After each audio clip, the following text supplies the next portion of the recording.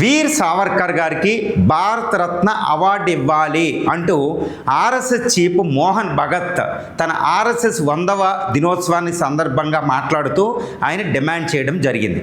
దీన్ని వెంటనే కాంగ్రెస్ పార్టీ వీర్ సావర్కర్ గారికి ఎట్టి పరిస్థితుల్లో భారతరత్న ఇవ్వడం కుదరదు అంటూ కాంగ్రెస్ మొదలుపెట్టింది. ఇప్పుడు దేశవ్యాప్తంగా ఒక చర్చ జరుగుతుంది, భారతరత్న వీర్ సావర్కర్కి ఇవ్వచ్చా లేదా అనేది. దాన్ని చూద్దాం. అసలు భారతరత్న అవార్డు ఎవరికి ఇవ్వాలి అనేది ఫస్ట్ చూడాలండి. భారత రాజ్యాంగం 1950 జనవరి 26 అమల్లోకి వచ్చాక 1954లో భారత ప్రభుత్వం భారతరత్న అనే ఒక అవార్డుని నెలకొల్పింది. అప్పటి నుంచి కొన్ని వందల మందికి భారతరత్న అవార్డు ఇవ్వడం జరిగింది. అందులో the great doctor BR Ambedkar గారికి, ఇలాంటి దేశ నేతలు సర్వేపల్లి రాధాకృష్ణ, ఫిలాసఫర్స్, సైంటిస్టులు, తర్వాత మనకి ఇంకేంటంటే ఎంఎస్ స్వామినాథన్ గ్రీన్ రెవల్యూషన్కి స్థాపించిన, తర్వాత ఎంఎస్ సుబ్బలక్ష్మి మ్యూజిషియన్స్కి, టెండూల్కర్, ఇలా వేరియస్ ఫీల్డ్లోకి వచ్చారు. కానీ భారతరత్న అనేది ఎవరికి ఇవ్వాలి అంటే ఆర్ట్ లిటరేచరు, పబ్లిక్ సర్వీసు, అదేవిధంగా హ్యూమన్ ఎండేవర్ అనేది 2000 నుంచి అది కూడా మొదలుపెట్టారు. అంటే భారతదేశానికి, భారత మాతకు అత్యున్నతమైన సేవలు, invaluable services those who did to the India అన్న వాళ్ళకి మాత్రమే భారతరత్న ఇస్తున్నారు. ఇందులో బయట వాళ్ళు నెల్సన్ మండేలాకి, ఖాన్ అబ్దుల్ గఫార్ ఖాన్కి, తర్వాత మదర్ తెరీసా గారికి కూడా ఈ అవార్డు ఇవ్వడం జరిగింది. ఇప్పటి వరకు అత్యున్నతమైన అవార్డు గొప్ప వాళ్ళకి మాత్రం ఇచ్చారు. ఇప్పుడు ఈ అవార్డు సావర్కర్కి ఇవ్వచ్చా లేదా అనేది మనం చూడాలి.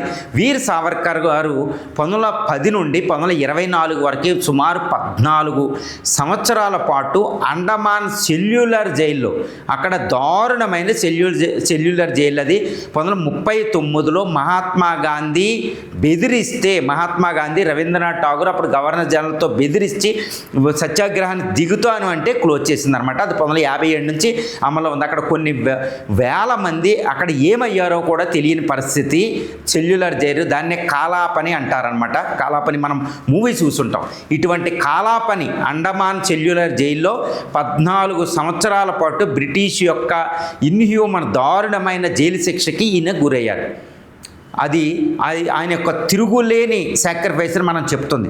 కానీ 1910లో ఆయన 1910కి ముందు రెవల్యూషనరీ ఆర్గనైజేషన్ స్థాపించారు. అదే ఇండియా హౌస్, అభినవ్ భారత్.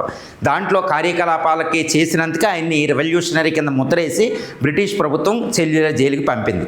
కానీ సెల్యులర్ జైల్లోంచి ఆయన ఎలా బయటకు వచ్చారు, తర్వాత ఏం చేశారు, ఎందుకు భారతరత్నకి కాంగ్రెస్ అబ్జెక్ట్ చేస్తుంది, ఇది నిజమా కాదా, మరి ఈయనకి అర్హత లేదనేది ఉన్న నా అభిప్రాయం కూడా I will express my own opinion as well. ఇక్కడ ఈ విషయంలో అయితే చెప్పాల్సిందే. ఎందుకంటే చరిత్రలోకి we should delve in to the Indian history and especially freedom struggle.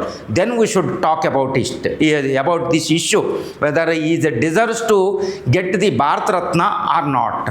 ఇప్పుడు 1924లో ఆయన జైల్లోంచి రిలీజ్ అయ్యారు. ఆయన 1910లో ఆయనకి 50 సంవత్సరాలు ఇంప్రిజన్మెంట్ పడింది. అంటే ఇంకా అక్కడ నుంచి తిరిగి అయితే రారు ప్రాణాలతో అనమాట. 50 సంవత్సరాలు ఇంకా అక్కడ ఉంటే ఎక్కడ తిరిగి వస్తారు, మామూలు జైల్లోనే ఉంటేనే కుదరదనమాట. అప్పటికి ఆయన వయసు సగం దాటిపోయింది. అంటే మరణం వరకే జైలు శిక్ష అన్నట్టు అయిపోయిందనమాట. కానీ 1924లో ఆయన క్షమాభిక్షని బ్రిటిష్ ప్రభుత్వాన్ని రిక్వెస్ట్ చేశారు. దాన్ని మెర్సీ పిటిషన్ అంటారు. చాలా లెటర్లు రాసిన తర్వాత బ్రిటిష్ ప్రభుత్వం ఓకే చేసి ఆయన జైల్లోంచి ఇండియా తరలించింది. ఇండియా రిలీజ్ చేసేసింది, ఆయన వదిలేశారు. మరి బ్రిటిష్ ప్రభుత్వం క్షమాభిక్ష ఎందుకు ఇస్తుంది అంటే, నేను ఇంకెప్పుడు బ్రిటిష్ ప్రభుత్వానికి వ్యతిరేకంగా పని చెయ్యను అంటూ ఆయన అడిగితేనే ఆయనకి క్షమాభిక్ష ఇచ్చింది అని మనం రూఢీగా చెప్పొచ్చు. వీ కెన్ కన్ఫర్మ్ అనమాట, వీ కెన్ బి కన్విన్స్డ్.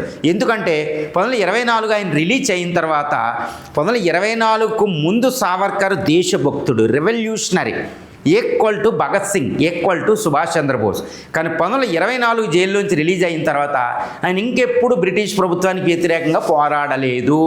కానీ హిందుత్వ అనేదాన్ని బయటికి తీసుకొచ్చాడు. ఈజ్ ద ఫౌండర్ ఆఫ్ హిందుత్వ అండి. తీసుకొచ్చి ఆయన హిందూ మహాసభలో కీలకమైన నేతగా ఎదిగారు. హిందుత్వాన్ని వచ్చి హిందూ మహాసభని ఆల్ ఇండియా ముస్లిం లీగ్తో కలిపి ఆ ఓట్లు, ఈ సీట్లు కలిపి కొన్ని రాష్ట్రాల్లో గవర్నమెంట్నే ఫామ్ చేశారు ఇండియన్ నేషనల్ కాంగ్రెస్కి ఎగ్నెస్ట్గా. అంటే ఆల్ ఇండియా ముస్లిం లీగ్తో ఆయన టైఅప్ అయ్యారు. ఎందుకు? ఈయనకి ప్రధానమైన ఆరోపణ ఏంటంటే, ఆరోపణే కాదండి, ఇది నిజం కూడా, వీర్ సావర్కర్ హిందూ రాష్ట్ర ఎస్టాబ్లిష్ చేయడానికి ప్రయత్నం చేశారు. హిందూ రాష్ట్రం అంటే కేవలం హిందువులకు ఒక దేశం అంటూ ఆయన చేసిన పెద్ద తప్పు ఏంటంటే జిన్నాని సమర్థించడం.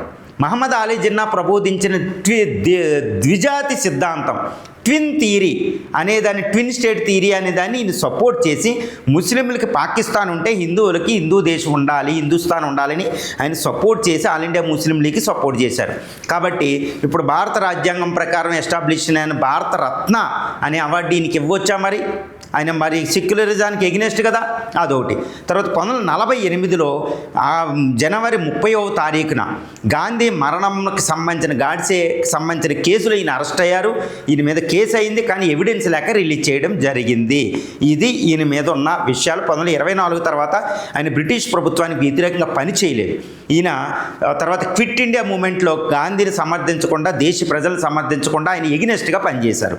తర్వాత అప్పుడు రెండవ ప్రపంచ యుద్ధంలో బ్రిటిష్ ప్రభుత్వానికి భారతదేశం అంతా వ్యతిరేకించిన ఆయన ఇక్కడ సుభాష్ చంద్రబోస్ లాంటి వాళ్ళు బ్రిటిష్ ప్రభుత్వం మీద తిరుగుబాటు చేసిన ఐఎన్ఏ పెట్టి ఈయన మాత్రం బ్రిటిష్ ఆర్మీని రిక్రూట్ చేయడానికి హెల్ప్ చేశారు. ఇది వీర్ సావర్కర్. కానీ మరి ఇప్పుడు భారతరత్న ఇవ్వచ్చా అంటే భారతరత్న ఇంకా ఇవ్వని వాళ్ళు ఉన్నారు. అందులో ఎవరు? 1931 జనవరి 23 మార్చి 23వ తారీఖున ఉరి తీయబడ్డ 3 యోధులు, తిరుగులేని యోధులు అనమాట. వాళ్ళ మీద అపవాదే కుదరదు. అది ఏంటంటే భగత్ సింగ్, రాజ్గురు, సుఖ్దేవ్. భగత్ సింగ్, సుఖ్దేవ్, రాజ్గురు.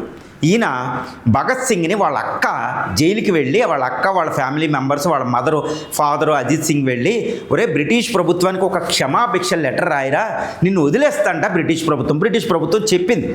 భగత్ సింగ్ నేను ఇంకెప్పుడు క్షమాభిక్ష మమ్మల్ని అడిగితే మేము రిలీజ్ చేస్తామని, ఉరిశిక్ష కూడా రద్దు చేస్తామని. కానీ భగత్ సింగ్ని అది అడిగితే అప్పుడు కేవలం 21 సంవత్సరాలు.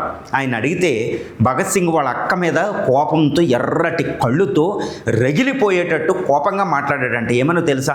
నిజంగా ఇది బ్రహ్మజ్ఞానం యోగులకు ఉండే ఒక లక్షణం అనమాట, ఒక వీరుడికి ఉండే ఒక లక్షణం. అదేంటంటే భరతమాతకి నేను ప్రాణం అర్పించే ఒక అద్భుతమైన అవకాశం నాకు వచ్చింది. ఉరి అనేది బ్రిటిష్ వాడి చేతిలో వేసుకొని నా లాస్ట్ బొట్టు వరకే ఇలాగే ఉంటాను, రక్త బొట్టు వరకే, నాకు క్షమాభిక్ష అడగడం అనేది నాకు కుదరదని చెప్పారు. ఆ దేశభక్తి, ఆయన సంకల్పం, ఆయన డిటర్మినేషన్ చూసి ఫ్యామిలీ మెంబర్స్ వెనక్కొస్తారు. తర్వాత మెమోరియర్లో భగత్ సింగ్ వాళ్ళ సిస్టర్ చెప్పిన మాటలే నేను ఈరోజు మీకు చెప్పాను. మరి భగత్ సింగ్కి ఇంకా భారతరత్న లేదు, రాజ్గురు, సుఖ్దేవ్ అంత వీరులకి భారతరత్న లేదు. మరి వాళ్ళకి ఇవ్వాలా, వీర్ సావర్కర్కి ఇవ్వాలా? మనమే ఆలోచించాలి. తర్వాత ఇంకా అదే సెల్యూలర్ జైల్లో ఒక 1000 మంది వరకే నరకం అనిపించారు. కాలాపని, మోహన్ లాల్ సినిమా చూస్తే మనకు అర్థమైపోతుంది. వాళ్ళకి అవార్డు ఇవ్వచ్చు. వాళ్ళకి సెల్యూలర్ జైల్లోకి వెళ్ళి వాళ్ళందరికీ అవార్డు ఇచ్చినా మనం చేసేది చాలా తక్కువ అంటది, నేనే చెప్పడం కాదు. తర్వాత అన్సంగ్ హీరోస్ ఉన్నారు. మోడీ గారు అంటూ ఉంటారు అన్సంగ్ హీరోస్ అంటే, అన్సంగ్ హీరోస్, హీరోయిన్స్ కొన్ని లక్షలాది మంది వందే మాత్రం అంటూ, భరతమాతకు జై అంటూ వాళ్ళ శీలాలు పోగొట్టుకున్నారు, ఫ్యామిలీస్ పోగొట్టుకున్నారు, దారుణంగా అనుభవించారు. వాళ్ళ పేర్లు కూడా మనకు తెలియదు, కానీ మనకు తెలుసు లక్షల మంది మరణం పొందితే మనం ఈరోజు స్వతంత్రాన్ని అనుభవిస్తున్నామని. ఈ సజీవ సంస్కృతిని, ఈ సజీవ రాజ్యాంగాన్ని మళ్ళీ ముందుకు తీసుకెళ్తున్నాం అన్నట్టు. మరి వాళ్ళకు ఒక అవార్డు ఇవ్వచ్చు కదా. అన్సంగ్ హీరోస్కి ఒక భారతరత్న ఇస్తే అది వాళ్ళకి రుణం తీర్చుకున్నట్టు కాదండి, కానీ ఇస్తే మనల్ని మనం గౌరవించుకున్నట్టే కదండి. మరి ఇప్పుడు అన్సంగ్ హీరోస్కి ఒక భారతరత్న ఇవ్వండి, భగత్ సింగ్, రాజ్గురు, సుఖదేవులకు ఒక అవార్డు ఇవ్వండి, ఎంత బాధగా ఉంటుంది. వీర్ సావర్కర్కి ఇవ్వాలా, వీళ్ళకి ఇవ్వాలా? మీకే క్వశ్చన్ వేసుకోండి.